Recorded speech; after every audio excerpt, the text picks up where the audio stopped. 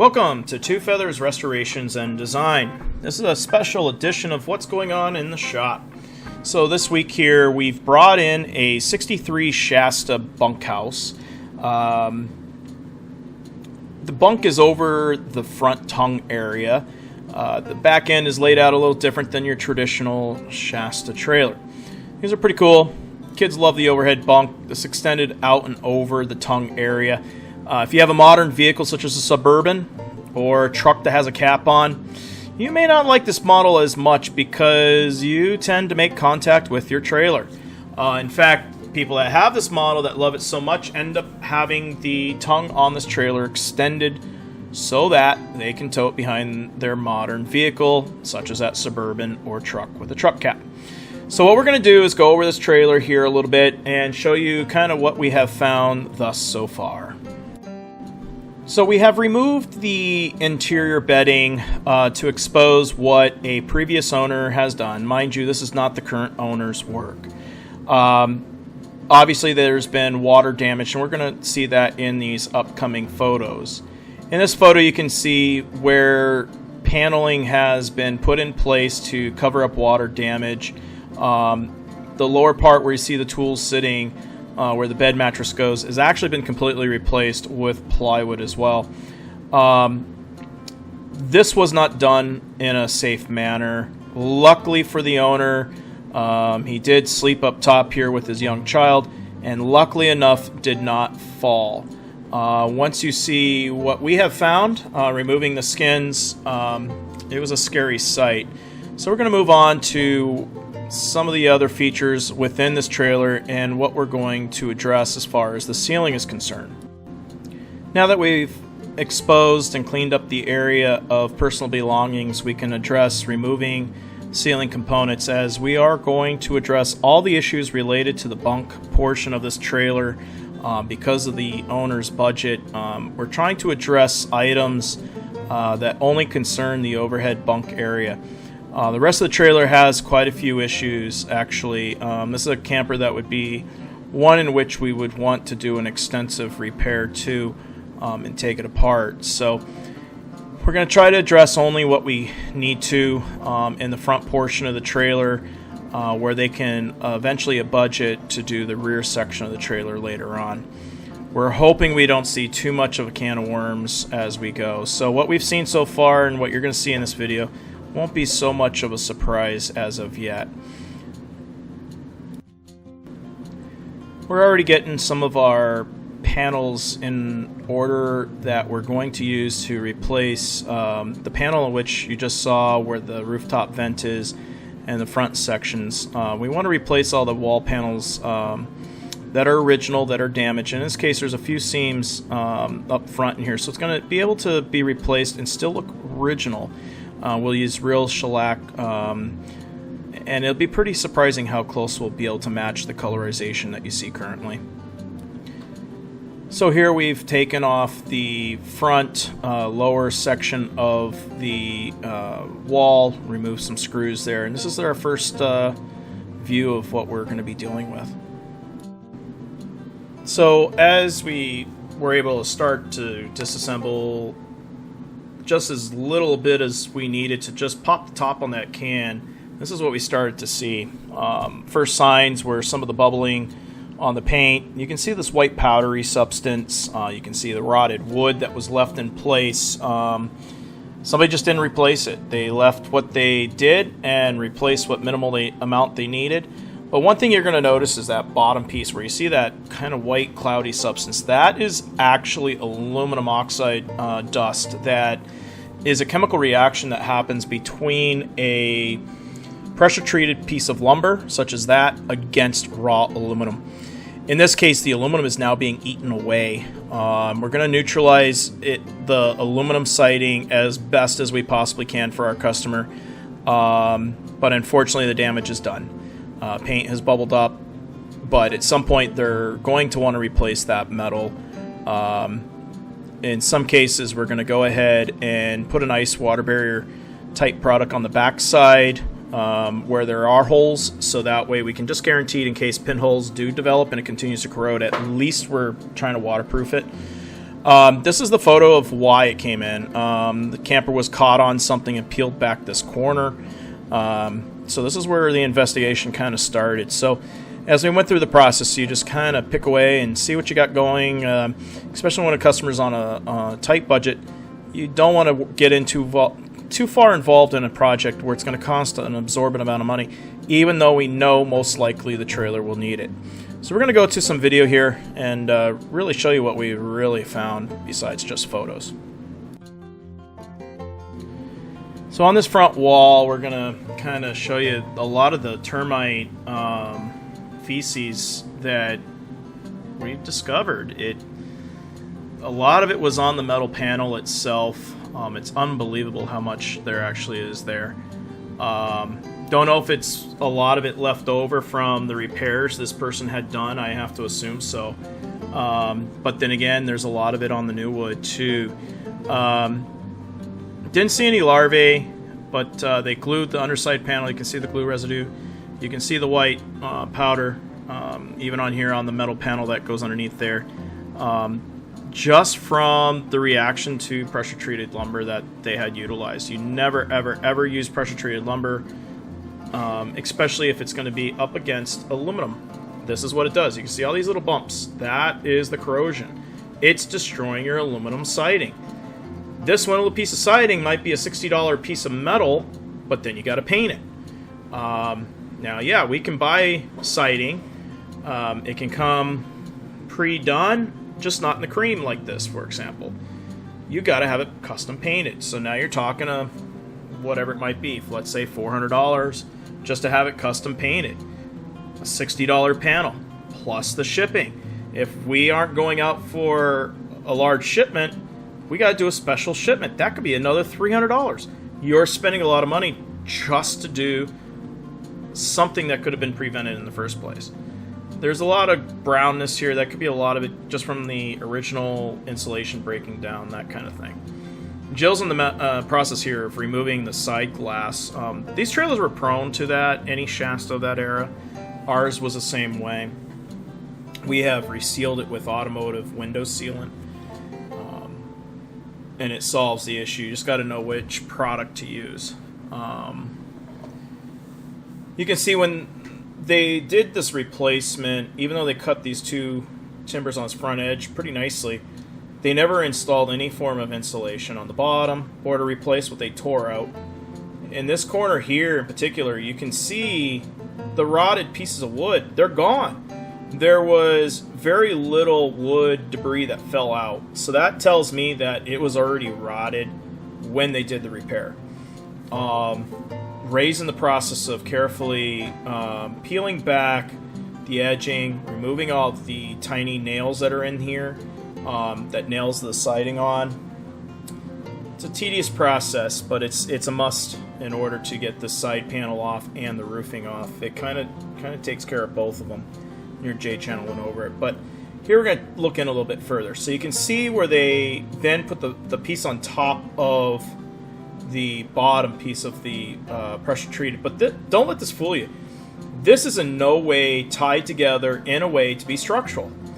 In fact, that horizontal piece that's on top of everything that you can still see in this video frame, that is supposed to be a cantilever piece of wood that goes back and over that side window. On this side, it stops. I'll show you another shot of this here a little bit later. Never mind the fact that behind these pieces of metal, which I have another shot as well, you can see that the edge wood that's there, which is just basically plywood strips that's nailed in, totally disintegrated. That could have happened a little bit since the time that this was probably rebuilt, but this wood looks fairly fresh within the last, let's say, 5 years maybe, that this shouldn't have happened. Okay, there's a good enough view right there. You can see it's pretty well aged. Again, all this edge trim, look at, it's all dried out. It's all original butyl tape there. There's no proper sealer on this trailer. At least when we get done, what we've addressed, the customer's going to have new sealant on these windows, the up and over. Some of it we're going to walk them through so they can do maybe some of their own resealing of the windows. at least get it watertight. We can address some of the structural later. When we get the roof off a little bit further over where the other rooftop vent is, because we know where that's got some water issues as well, we may have to put some temporary bracing in there just to know that the trailer is going to stay together until they can address that as well. You can see how it's poorly in this section, very poorly put together. In fact, that might be some white larvae you see right there, actually, from the termites being active. I went ahead and pulled the trim pieces here. This side's actually the better side of the two. Original structure is still there, including the cantilever portion. You see some of the wood debris that had fallen down. So we're just finishing taking this apart, getting ready to do the repairs themselves. Basically, most likely, most of this structure that you're seeing right now will be completely replaced. So coming inside, we're going to get a really good view of what was done. You can see below this window, the top 6 inches from the bottom of that floor has been replaced. All across the bottom of this window has been replaced over the top of the original panel.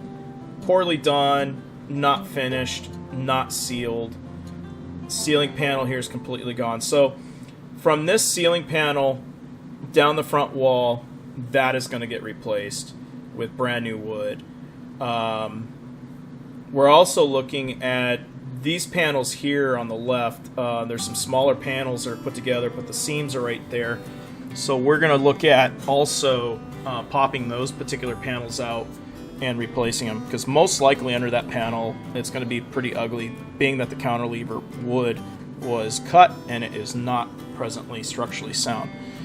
Over here you can see more water damage for this vent, so we may put some bracing there just because the roof is already off, or will be off. Gives us easy access, but they are going to need to address this camper even further. These ceiling panels will have to be removed from the outside of the camper. You never replace these from the inside. They are structurally a part of the camper. Back window's been leaking. Again, very common with the Shastas. Ours did the same thing. These up and over panels, they're all installed from the outside of the camper.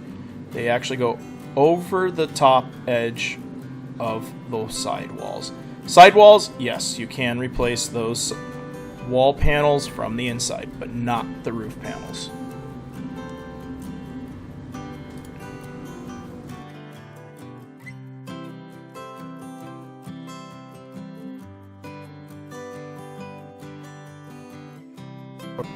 So the real moral of this story, especially in this picture, is you can see where people have applied silicone around the edge. It actually did absolutely nothing. What you see is what's left of original butyl tape. Guys, if your trailer has a lifetime that's beyond the 7 years from being new, you need to replace the butyl tape. It is a little bit of an expense. Or do it yourself.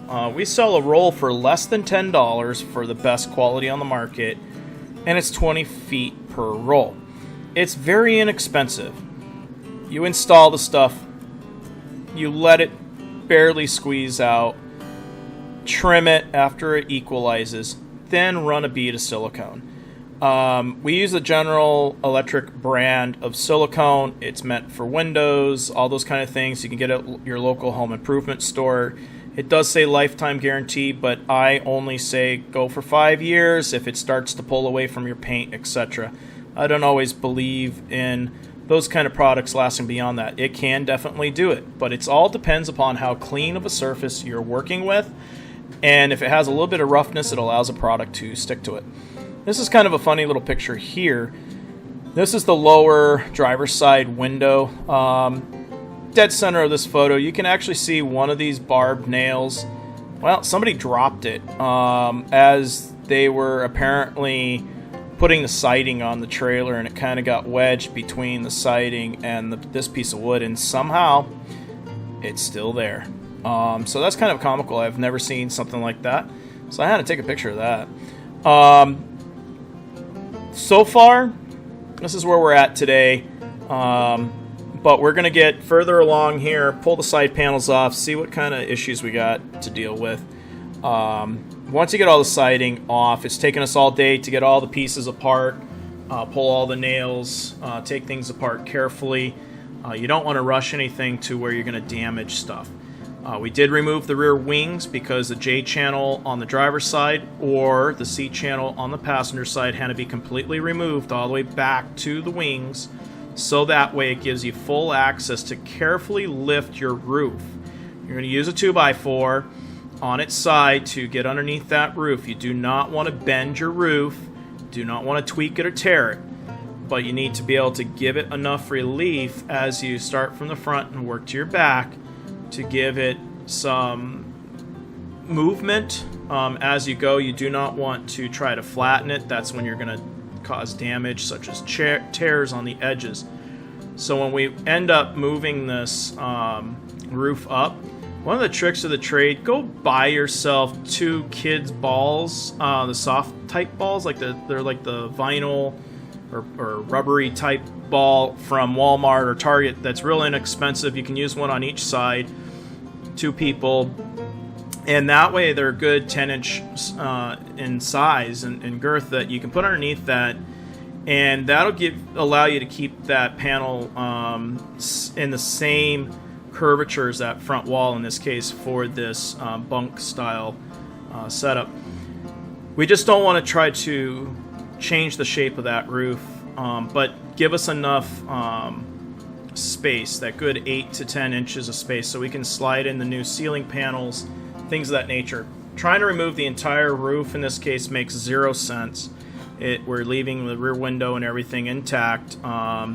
It'll keep the skin tight. And then when we are all done with everything, because we're cutting everything and installing it precisely, we just have to put the roof back down from the back going forward, and we'll be all set.